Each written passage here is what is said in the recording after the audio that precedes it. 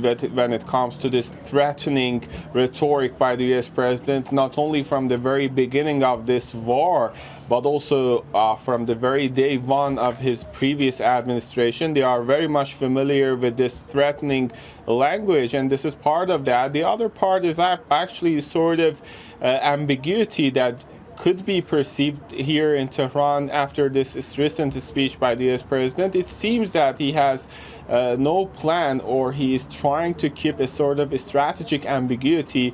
However, that is, Iranians are also coming up with the same response, and as we just watched from the spokesperson for the Khatam al-Anbiya military headquarters, he came out to say that we are in possession of weaponries about which the enemy has no info, and that is obviously a kind of uncertainty or ambiguity that Iran is trying to stick to when it comes to this already intricate situation, about specifically when it comes to this recent statements by the US President Donald Trump.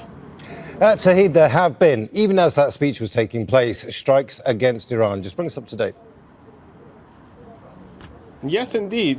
This is now more than 1 month that we are witnessing the continued nature of a sustained campaign of airstrikes targeting different locations.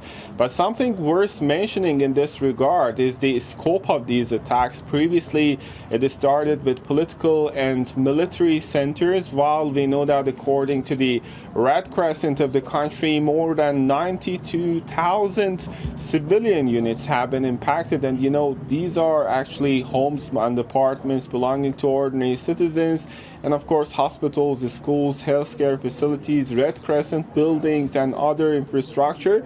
But right now, specifically after I would say 2 weeks since the commencement of the war, there was a sort of shift strategically when it comes to targets. And right now, specifically in the past 1 or 2